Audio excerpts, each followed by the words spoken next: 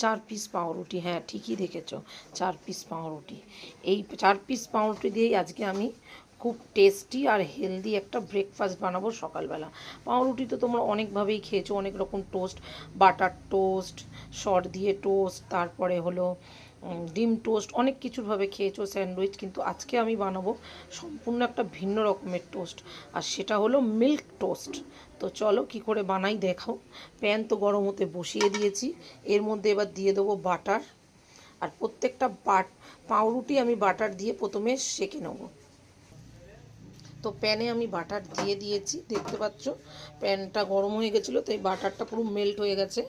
এইবার আমি প্রত্যেকটা পাউরুটি এখানে বসিয়ে আস্তে আস্তে করে সেঁকে নেবো, উল্টে পাল্টে সুন্দর করে সেঁকে নেবো। তা আমার প্যানটা ছোটো, তাই 3 পিসই ধরলো। তো দেখো প্রত্যেকটা পাউরুটি আমার সুন্দর করে বাদামি রং করে সেঁকা হয়ে গেছে বাটার দিয়ে। এবার আমি এগুলো তুলে নেব। তো তো দেখছো বন্ধুরা, এই যে আবার সব কটা পাউরুটি বসিয়ে দিলাম প্যানেতে, দেখতেই পাচ্ছ। এইবার হচ্ছে আসল টুইস্ট, আর সেইটা হলো এই যে বলেছি না তোমাদের যেটা মিল্ক টোস্ট, তাই উপর দিয়ে দিয়ে দিচ্ছি মিল্কটা। দেখতেই পেলে তোমরা কিভাবে কি করছি। সম্পূর্ণ এইভাবে সমস্ত টিপস ফলো করো, তাহলে এই জিনিসটা খেতে খুব সুন্দর হবে।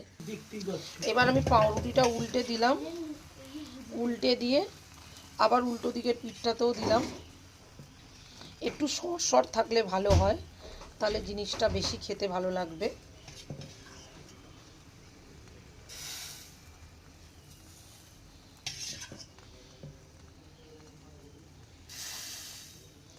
এখানে আমি মধু দেবো, তোমরা চাইলে চিনি দিয়েও খেতে পারো। আমরা এখানে দিলে আমি মধু দিয়ে করে দেবো।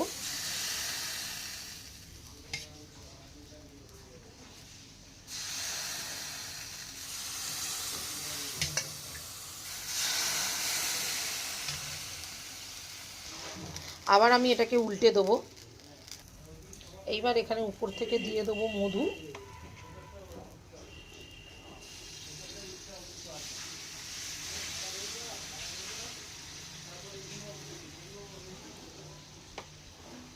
তোমরা তোমাদের ইচ্ছে মতন, আমাদের মধু ভালোবাসে তাই আমি মধু দিলাম। তোমরা চিনি দিয়েও করে নিতে পারো এইভাবে। জিনিসটা খেতেও টেস্টি, দারুণ একটা টেস্টি ব্রেকফাস্ট রেডি হয়ে গেল, টেস্টি অ্যান্ড হেলদি। তো দেখতেই পাচ্ছ সুগার যাদের আছে তারাও এটা খেতে পারবে, কারণ আমি মধু দিয়ে করলাম। তো চলো।